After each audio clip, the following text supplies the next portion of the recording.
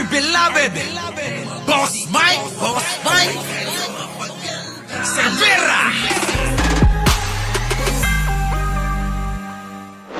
Oh, ha? Ayan na nga. Dahil nga dito, mga kababayan, para sa kanila sa mga kabutihang ginagawa ni Pangulong Bongbong sa ating bansa. Opo, ha? Eto, mga kababayan, sa kabila niyan, nagagawa pa nila na magganito, mga kababayan. Oo. Eto, mga kababayan, sabi rito, Trump invites China's President Xi Jinping and former Philippine President Duterte and Vice President Sara to his presidential inauguration. Grabe mga kababayan. The three declined to attend Globe Trotter BBM not invited. Ang daming ganyan mga kababayan. Mga ganito na mga posting at ng mga kung ano-anong mga paninira, pangangantsaw kay Pangulong Bongbong. Mga kababayan, ganyan sila. Oo. Ngayon mga kababayan, ang nangyari? Ha?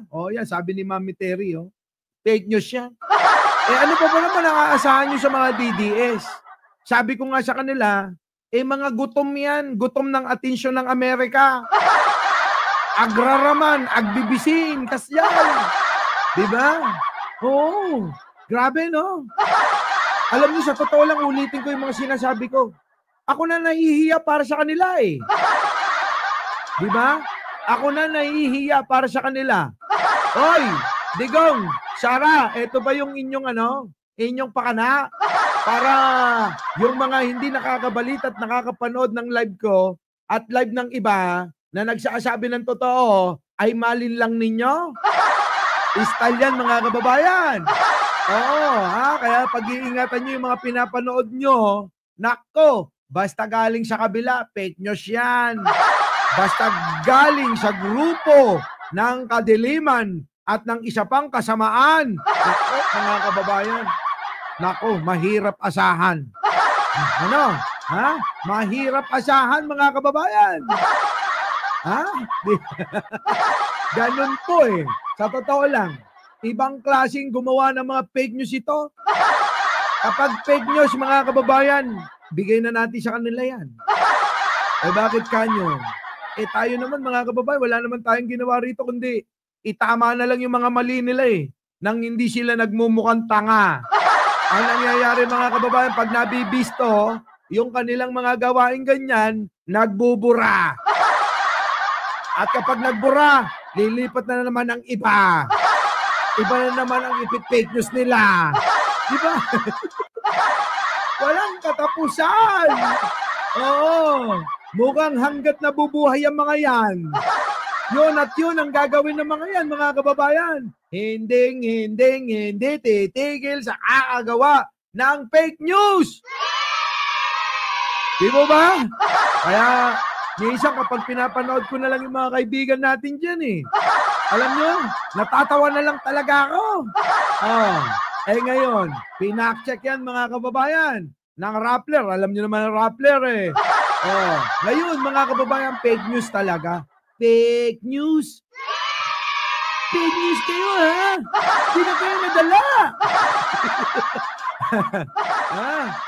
May namatay na. Sino? Mami Mena, sino? Naku, nakikiramay kami. Baka mamaya fake news yan. Sino? Sinong namatay na BBM Vlogger? Sino po? Ay, sorry. Sino namatay? Chanel Paris. Alam nyo ba kung sino? Pakisagot naman. Spider-Man. Ate Nunet Aquino Pamilyar. Sino? Sino? Totoo po yan, Boss Mike. Pag binara sila, mga DDS, iba naman yun na nga. Walang katapusan niya, mga kababayan. Sa susunod, sasabihin na nila. Si Sara, anak ni Kibuloy yan. Di ba? Ngayon, kapag sinabi nilang ganon, abay paniwalaan nyo na 60%. Bakit? Bakit? Baka anak ni Kibuloy kay Digong. Si Sara.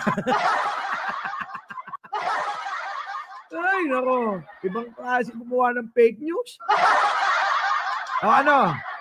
Sino daw namatay? Fake news. O naman mamime na, paki-comment. Alastik na yan ulbod, nga agraramanda. Iso Permeng ka, ulbod na. Di ba? Kahit nga si Sara. Ayun, mga kababayan, tinanggal saan? Sa NSC. Nako! Si Sara nag-iiyak. Akala mo kung sino. Oo, nag-iiyak siya. Kailangan na mag-ano kayo, within 24 hours. Kuna naman. Within 24 hours. Kuna na. Ay, paliwanag kayo. Ay, explikayo nga na laeng. Ay, tadiyak nga ko Hindi ako nakakatanggap ng imbitasyon. So si Sara pala ang hindi nai-invite sa NSC. Kayo naman ito mga DDS talaga.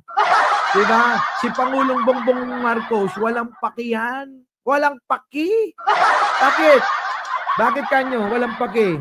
Kiimbitahin, hindi. Walang pakihan. Presidente na ng Pilipinas Diba? Kung imbitahin, di okay. Kung hindi, di hindi.